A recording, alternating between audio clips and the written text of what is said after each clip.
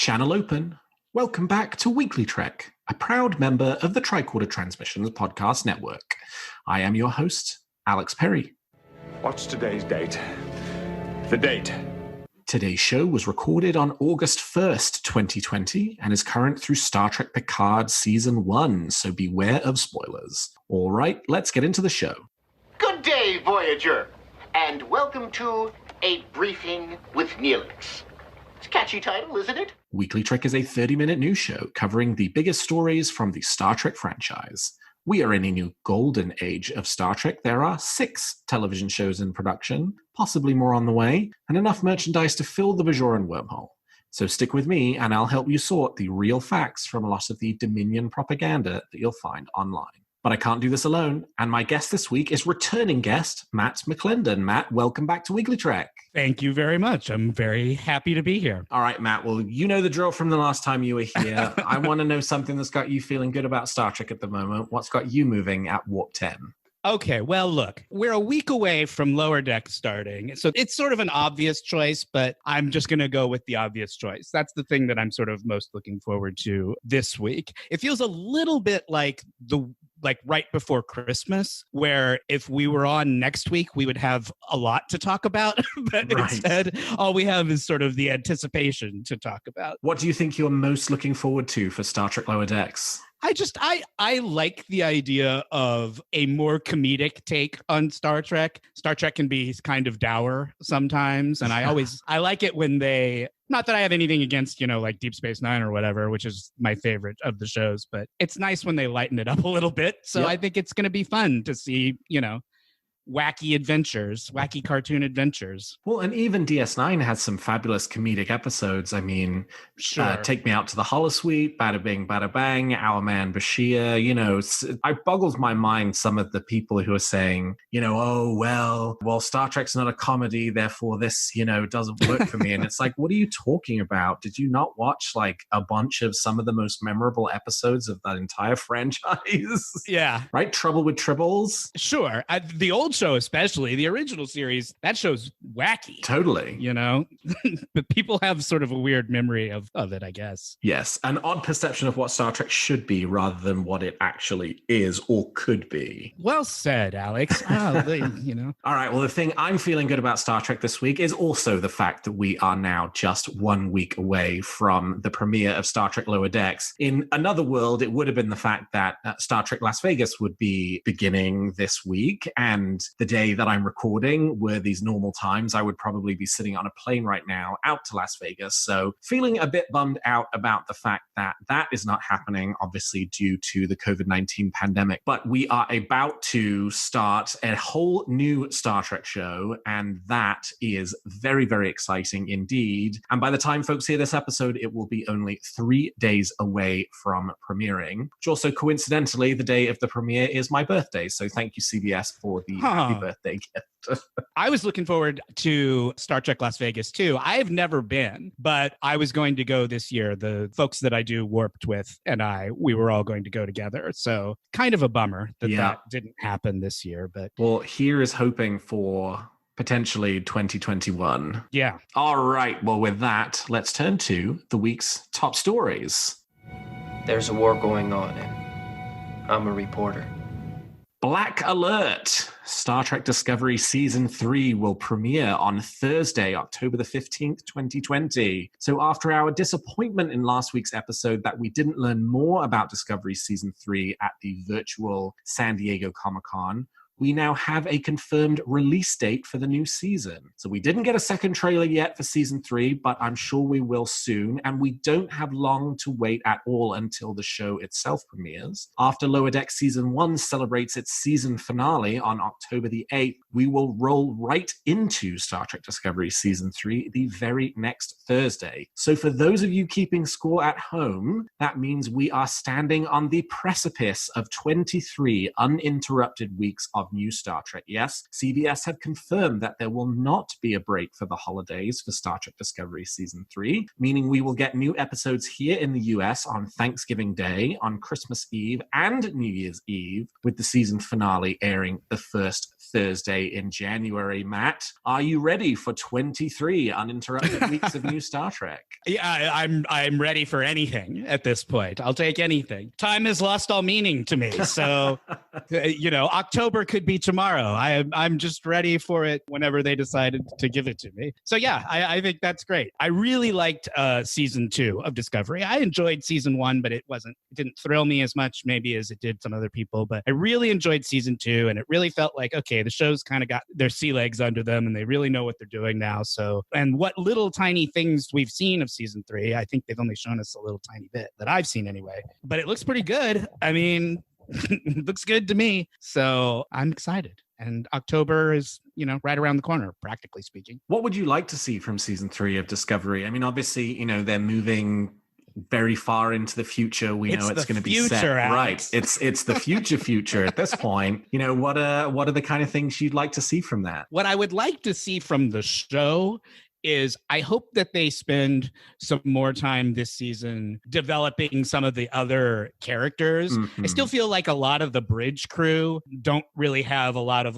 backstory or personalities yet. They did a little bit of a better job with that in season 2, and I'm hoping they still dig into that some more in season 3, because I think there's probably a lot of potential story there that doesn't necessarily have to be focused on the main storyline of the season. So that's what I'd like to see. I think it's going to be very interesting just to see what they've decided to do with the future. It seems like maybe the Federation doesn't exist anymore, or doesn't exist in the same form that it used to. So I hope it's not some sort of dystopian nightmare that they have to Back to the Future 2 style, go back and undo what went wrong. I just hope that they don't do anything that's so obvious that a dum-dum like me can figure it out in advance.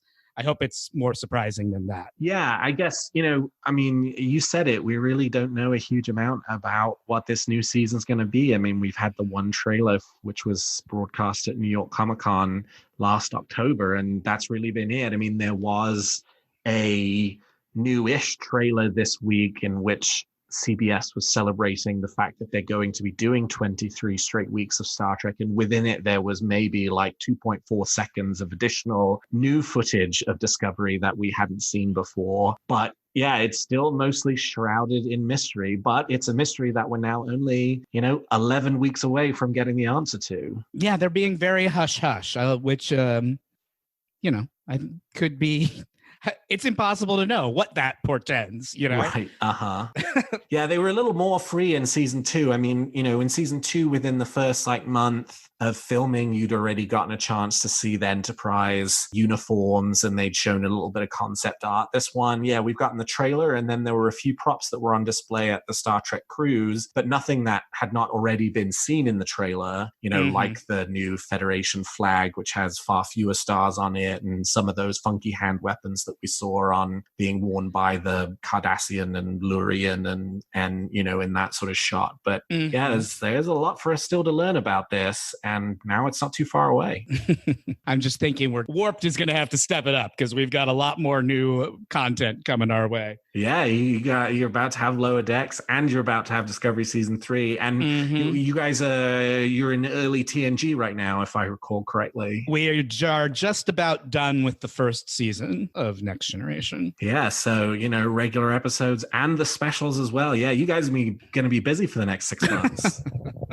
Well, I have nothing else to do right now, so it's fine. Yeah. Well, while we get ready to celebrate the arrival of new Star Trek, we also have occasion to look back and celebrate the previous Star Trek shows in the last year, that being Star Trek Short Treks and Picard Season 1, thanks to the announcement of this year's Emmy nominations. Star Trek Short Treks has been nominated for Outstanding Short-Form Comedy or Drama Series. Meanwhile, Star Trek Picard received a slew of technical nominations, including Outstanding Prosthetic Makeup, Outstanding Character Makeup, Outstanding Character Hairstyling, storytelling, outstanding sound editing, and outstanding sound mixing. The winners of this year's Emmy Awards will be announced on September 20th. Matt, these nominations seem well deserved for both Picard and Short Treks, wouldn't you agree? Yes, I absolutely agree. I want to know what Patrick Stewart has to do to get these people to give him an Emmy nomination, you know? Like, what more can the man give at this point? I just, he's a national treasure. And I think that, even if he didn't win, just if nothing else for a lifetime body of work. Right. You'd think that they might have thrown him a bone, but maybe that's still coming down the line, maybe in future seasons. Right. Even if it's just a makeup Emmy nomination for the fact that they should have done it 30 years ago, right. When The Next Generation was on the air. Yeah. I mean, the last few years, Star Trek has pushed pretty hard to kind of break into the Emmy categories around acting and best show. But, so far, not a huge amount of luck there. I mean, they've obviously been very successful in those technical categories. But yeah, no love for Star Trek Picard this year either in the acting Emmys either. It's just this historical thing where unless you're a big, huge, undeniable cultural force like Game of Thrones, for example, genre stuff just doesn't tend to get noticed for those kinds of things. And it's not fair, but everybody's got to be used to it by now. Right. I doubt Patrick Stewart is sitting at home crying into his book of sonnets because he didn't get an Emmy nomination this year. Yeah, absolutely. How did you feel about the end of Star Trek Picard season 1? I recall when we did our last episode together, the season was only about halfway through. I really enjoyed the back half of that season. I thought it took a little while to get going. I thought that, he doesn't leave Earth until, I forget, episode 3 or 4 or something like that. Felt like the season sort of took a little while to get ramped up, but I really enjoyed the back half of it, and I thought it ended really strongly. And it feels like, sort of like with Discovery season 1, with a lot of TV shows have iffy first seasons, like I said, we just are about to finish the first season of Next Generation, and that is some rough going, that first season. But lots of TV shows are like that. It takes a while for shows to fall into their rhythm and to figure out the voices of the characters and all those kinds of things. So it took a little while to get going for me, but I was really happy with how it ended. And it seemed like it was setting itself up for a really good season 2. So I was all in on that show by the end. Yeah, me too. I thought the season finale was a little weak in places. Certainly, I thought the first half of the season finale was, the weaker of the 2 episodes and one of the weakest of the season. But overall, I was really pleased with season 1. And if you guys in LA could just get your COVID-19 outbreak under control, maybe we could finally get around to getting a little season 2. Yeah, I don't know when they're ever going to do that, or any show. Right. We're not in the TV making business right now. Yeah. A lot of people are launching podcasts. Have you noticed? A lot of new podcasts out there. Mm-hmm. There's not a lot else to do, I suppose. Well, if that wasn't enough to look forward to, Star Trek Picard Season 1 will be arriving on Blu Ray on October the 6th. The set will include a number of special features, deleted scenes, and a commentary for the series' pilot Remembrance. The set will also include the final short trek that was not included on the short trek Blu Ray release, that's Children of Mars, which was the only short trek that tied in directly to Star Trek Picard. And for you Steelbook collectors, good news, the Picard Season 1 Blu Ray collection will also be available with Steelbook packaging. Matt, have you picked up any of the other Blu Ray releases from Star Trek? I haven't, but I am not a big collector of things. This is something that is going to tie into our next story as well. But I do like audio commentaries. And when I was reading the list of the bonus features on this new Blu-ray set, I was a little kind of surprised / disappointed that there's just the one audio commentary for the first episode. Yeah. And it seemed like a real missed opportunity not to have Patrick Stewart and Jonathan Frakes and Marina Sirtis do one for their episode, because that episode was pretty much, I think, everyone's highlight of the season, or one of them certainly. Sure was mine. And In fact, speaking of the Emmys, I thought there was a 1 in a million outside shot that Marina Sirtis might have slipped into like best guest appearance. I don't know if they promoted her for that or not, and obviously it didn't happen, but she's very good in that episode. And extremely. So it felt like a little bit disappointing that they didn't get the three of them together for the Blu-ray release, but people are busy. I don't know.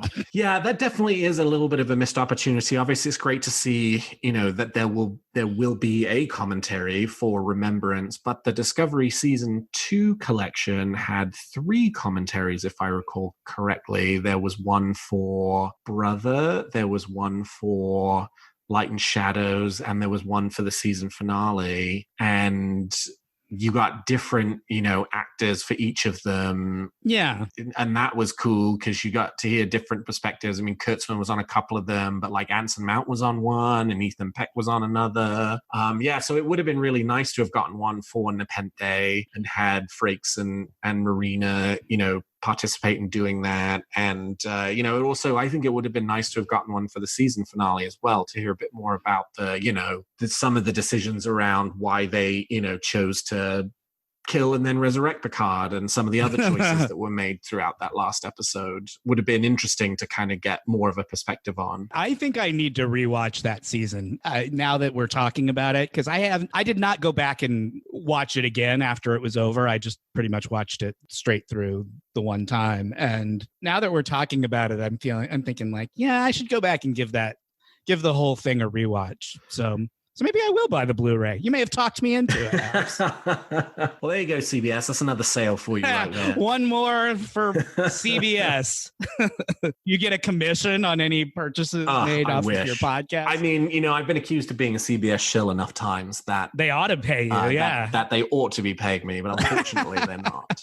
I did go back and rewatch it actually about a month ago, one of these quarantine things. I was like, it's been a couple of months since I revisited Picard, let me go back and rewatch it and see what I think about it. And actually, the season, I think, holds up even better if you just watch it straight through rather than the week-to-week kind of treatment on. Uh-huh. This was somewhat true for Discovery as well, but I felt it most strongly for the 10 episodes of Picard Season 1, which is that even though the show is a weekly release, it feels to me that it much more is being built for a binging audience and not for the weekly release audience. And so some of the sort of taking each episode and for 7 days, just beating it up for 7 days and deconstructing it and taking it apart, the show doesn't necessarily feel like it was designed to be approached that way. It was designed to be approached as a whole product that you're supposed to look at the full 10 episodes together. Mm-hmm. So, I definitely, I came away with sort of it did not change my feelings about the show as a whole, but I definitely did kind of get a different appreciation for it watching it all the way through than I did, from the January 23rd through March the 26th run of the first season, seeing it week by week. Yeah, I agree with you 100%. It seems so obvious looking at it, even then, that it's all meant to be watched in a row. It's just, it has the feel of a modern day binge show, not a once a week episodic thing. So they may have done themselves a little bit of a disservice, but you're probably right that watching them, if you watch them all in a row, it does it's easier to just sort of gloss over the things that don't quite work, or that totally. If things are a little slow, that they're going to pick up pretty soon because you don't have to wait a week. Exactly, because it's the next hour. It's not right. You're just going to rewatch this episode 4 times over the space of a week. I mean, exactly. Obviously I do that. I'm not saying lots of people do that, but I guess that's one of the interesting things about Lower Decks, right, is that's supposed to be much more of an episodic week by week show. At least, that's what they sort of told us to expect. So it'll be interesting to see how that lands differently, also being a week by week release where you're getting these episodes that are a bit more self-contained. I wonder if that will, it's tough to do an apples to apples comparison because you're comparing comedy and drama and they're two very different, and live action animation. So, they are very different in that way, but it will be interesting to see if that has any impact on it. Yeah, I am probably more interested in Lower Decks than I have been in, well, it's hard to say that because I was really into the idea of Patrick Stewart coming back, but Lower Decks is something brand new, which is going to be, it's just kind of fascinating to think about it. And just from like the things that I've seen on Twitter, certainly in terms of like the design and stuff, they seem like they're really nerdy Star Trek people involved in this on some level, because I guess it's the Star Trek account, or maybe it's the CBS account, or somebody's posting pictures and saying, look, it's the same kind of glasses that Guinan had on 10 Forward. So like they're paying a lot of attention to like the details of the show, which makes me think that there's some real hardcore fans involved on some level at this, and it's going to be sort of a labor of love. So I just hope it's funny, you know. I just hope that it doesn't make you go, oh boy, they tried to be funny and they couldn't quite pull it off. It seems pretty funny. I mean, the trailer's funny. The trailer's funny. That first clip that came out last week as part of the San Diego Comic-Con panel, that was pretty funny. Yeah, I mean, this is something we've been talking about over at Tricorder as it relates to reviewing the episodes. It's like humor is so subjective, right? One person's raucously funny moment is another person's total dud. Sure. But hopefully the comedy works for enough people, you know, that the show itself is a success just on the metrics of like how funny it is. But I guess we'll see. Yeah, boy. You're going to have a lot to talk about next week. Oh, yes. And lastly, for fans of Star Trek, the original series and the show that started it all, the Wand Company have announced an exciting piece of merchandise this week, joining their previous releases of near-perfect replicas of the Star Trek communicator, which had Bluetooth functionality to allow you to make actual phone calls through your cell phone, and the Type 2 phaser, which doubled as a universal remote for your television. The Wand Company have announced that they are making an original series tricorder. The piece, which is expected to go on sale later this year and shipped to fans in 2021, will retail for about $250 and is expected to have a number of interactive features. The Wand Company's announcement is pretty vague about the exact functionality of the tricorder, but we expect it to have a number of features that would replicate the experience of owning an actual tricorder. To get on the company's mailing list for updates on the release of this fabulous looking product, head on over to thewandcompany.com to sign up. Matt, this is one impressive looking piece. Obviously, we don't know, they've not told us a massive amount about what the tricorder will actually do, but what would you like it to do in a perfect world? Well, you know, that was what I'm so glad you brought it up, because if I was going to, if you hadn't, reading the article, I was sort of like, it looks extremely cool, but I couldn't quite figure out what exactly it was supposed to do. I guess it probably has a thermometer in it, I want to say. You know, it has some sort of, you know, temperature and barometer, or some sort of like, it's probably like a GPS kind of thing, where wherever you are, it can tell you what the temperature is, or whatever the surroundings are, or wherever you are. I'm imagining something like that. What you'd like it to have is something like Google Maps, but I bet the screen is too small for that kind of thing. But yeah, right. You'd want something that could help you get around, because that's always what, you know, it always seemed like what they were using the tricorder for. Scanning things and you looking around at stuff. Yeah, right. Holding it up in front of you with the strap around your neck. And pointing off into the distance. Exactly, you know? Yeah. Uh-huh. That way is the way we go. I want it to be used for whatever plot contrivance I need it for in that particular moment. I would love it if it had Google Maps on it, you know? If you could walk around assuming we ever get to walk around outside again, if you could walk around outside with your tricorder and just be like, follow me, I know the way to the Ralphs, you know? That'd be great. Absolutely. Yeah. I think the announcement also talked about, you know, it also having a voice recording function to it. You know, it wouldn't shock me if like it had like a mini cell phone kind of buried inside, because you could, you could do that with a piece that large. Just stick a small cell phone in there that's got some apps that lets you kind of run them through the screen of the tricorder.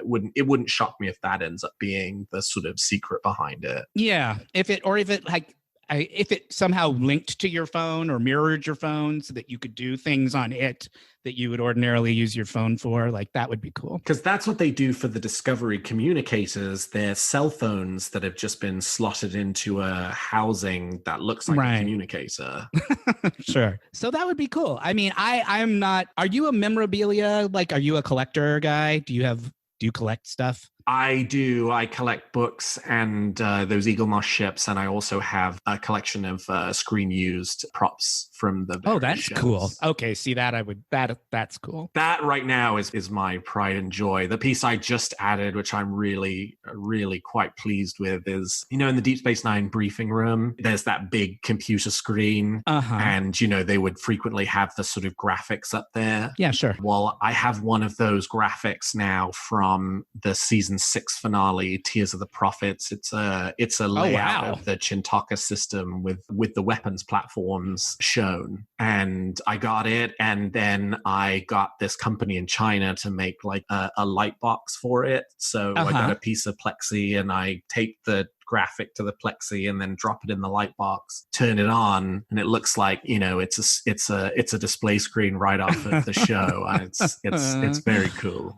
Okay, you won me over with that one. Like, that's pretty good. Books don't count. I collect all the books you want. I have a library, but I love the idea of having screen used things, like stuff that was actually used on the show. That's very cool. I've never been much of a collector of like stuff like this, stuff that's made, for the fan market. I don't begrudge anybody who's into it. It's just never really been my thing. But I mean, I think it looks amazing. I think $250 is kind of expensive, but I don't know if that's, because I'm not really a collector, I don't really know if that's a lot for people to spend or if that's sort of on par with what people usually spend, but it seemed kind of expensive to me. But again, I guess it'll depend on what it does. Yeah, I think that's right. I think ultimately it will depend on what the functionality of the piece is. If it does your taxes, it's probably worth the $250, but that would be cool. Just, like have all your W-2 and your receipts out on the table and just sort of wave your tricorder over it. And then all of a sudden you get an email from, TurboTax saying your taxes have been submitted. That'd be pretty nice. I mean, that's worth the money right there.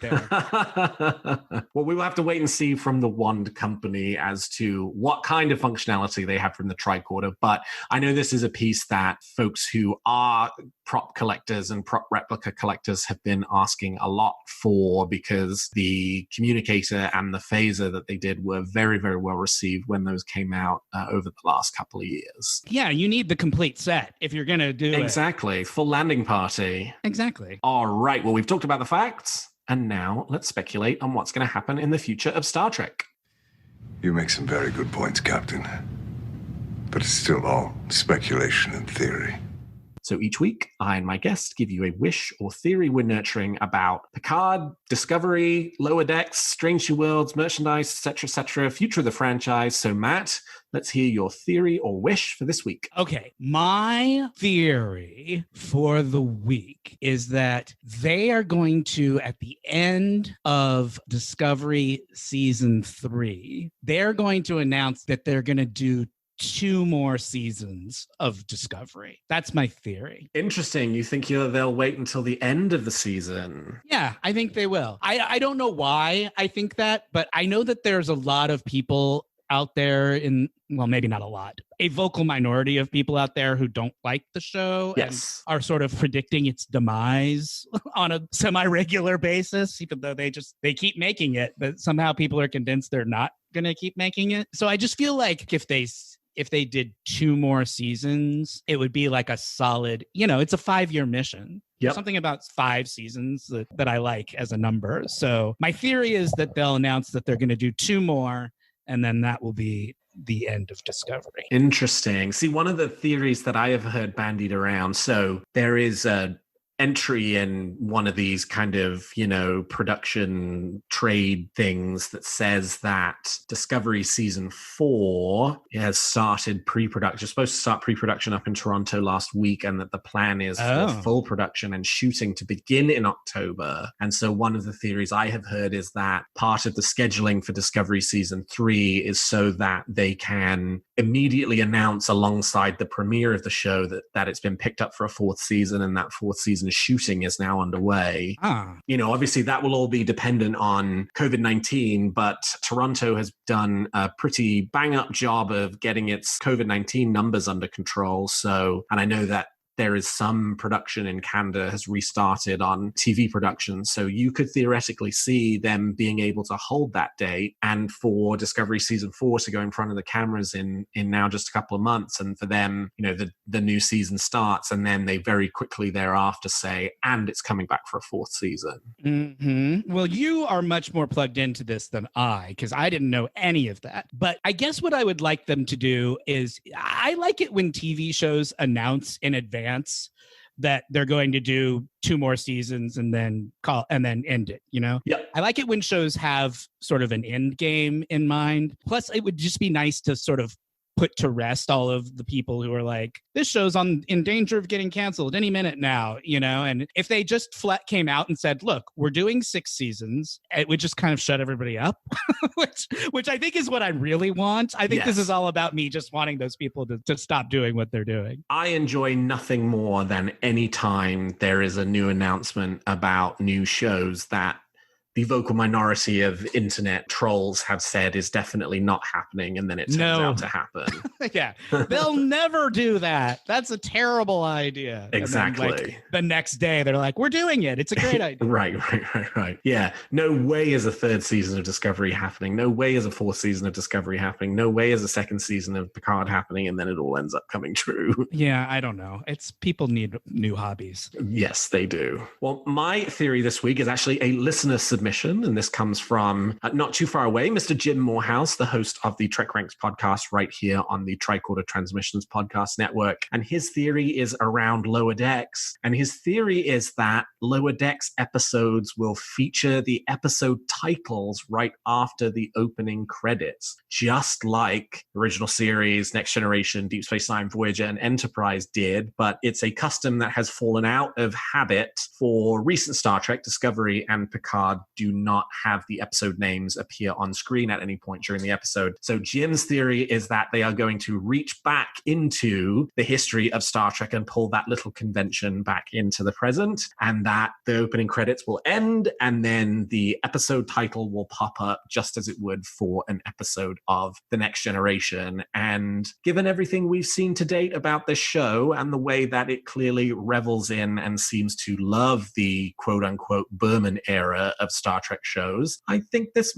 theory might not be too far from the truth. Matt, what do you think? Do you think we're going to see the episode titles? I love that theory. I hope that's right, because that is great. I wish I had thought of that. I was sitting here thinking, what's my theory? He's going to ask me what my theory is. And I had a hard time thinking of one today, Alex. That's great. I really hope they do that. There's something really charming about getting the episode title right at the front. It's like, it makes me think of childhood television shows where they used to do it all the time, not just Star Trek, but all TV shows used to do that kind of thing, and there's something kind of delightful about it. I hope that's true. Yeah, I mean, they certainly do seem to be sort of pulling on the nostalgia strings in a lot of different places, to the point you made earlier, around like that shot from the trailer of the bar and everybody's holding glasses that are the same shapes as the glasses from The Next Generation, and the waiters wearing that kind of funky green checkered outfit that the 10 Forward waiters wore in The Next Generation. They clearly have, like,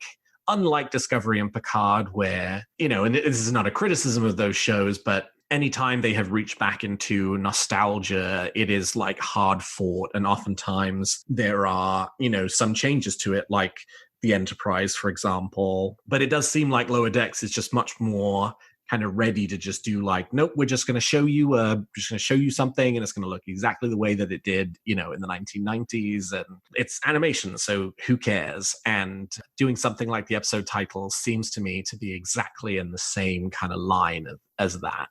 Yeah, so instead of Picard, which was the past is full of like bitter regret and remorse, this is more like, hey, the past. Remember when the past was fun and we all were enjoying ourselves? Exactly. The whole idea of Lower Decks is really charming, that it's about the sort of scrubs who who never get their stories told. And it made me think of, there's this really good episode of This American Life where they spent time on an aircraft carrier. They got to like embed on an aircraft carrier, and they were just doing stories about what's it like to live on an aircraft carrier, which is essentially, a giant floating city in the middle of the ocean. And one of the people they interviewed was a woman whose entire job on this aircraft carrier was to refill the vending machines on all the different levels and areas of, these aircraft carriers are vast. Yep. And they have a lot of vending machines. And that was her full-time gig, like 8 hours a day, refilling the vending machines. And she could not have been happier, by the way. They interviewed her, I think maybe sort of thinking she was going to say something like, well, this is not really what I signed up for when I, joined the Navy. But she was like, it's great. Everybody loves me. Everybody's happy to see me because they want to know, what snacks do I have this week? And sometimes I have Starbursts. And when I have Starbursts, they get really happy because everybody loves Starbursts. She's like, I'm the most popular person on the ship. It's a great job. And it was just a funny piece because you don't really think about the fact that that's a thing that somebody has to do, right? Somebody has to do that as their job on an air in the Navy, and Lower Decks kind of reminds me of that. We're going to see what cleaning the holodecks looks like, a subject that people have had a lot of speculation about over the years. So that's going to be, I think it's just going to be really charming to see what life is like for the other half on a starship. Yeah, I cannot wait to sort of, see a new slice of life of this franchise as a whole and hopefully laugh a bunch along the way. Yep. Do you have a theory or a wish for Discovery, Picard, Lower Decks, or the future of the franchise that you'd like to share? Tweet them to me at WeeklyTrek, and I might feature your theory in a future episode. Well, that's all the time we've got for this episode of Weekly Trek. Thank you so much to my guest, Matt McClendon, for joining me today. Matt, how can people contact you if they want to continue the conversation? I host a podcast called Warped, the completely unnecessary Star Trek podcast, where we do live audio commentaries, DVD audio commentary style of episodes. We watch the episode and talk along while we're watching it, Mystery Science Theater style. You can find that on Apple iTunes or wherever you get your podcasts. You can follow me on Twitter at HostWarped. My Twitter feed is a combination of nerdy sci-fi things, gay stuff, and lefty politics. So if any of those subjects appeal to you, give me a follow. And thank you very much for having me back on, Alex. I really enjoyed it. Of course, it was my absolute pleasure. And you can find this show on Twitter at WeeklyTrek and me at Alexander T. Perry. And if you enjoy the show, please consider leaving us a 5-star review on your podcast player of choice. And please check out some of the other great shows on the Tricorder transmissions. And if you like our shows, please also consider becoming a Patreon of Tricorder, which you can find at patreon.com/the Tricorder transmissions. And lastly, if you're looking for Star Trek news on the internet, I hope you will turn to trekcore.com. Well, thank you, Matt. Thank you to all of my listeners. And until next week, live long and prosper.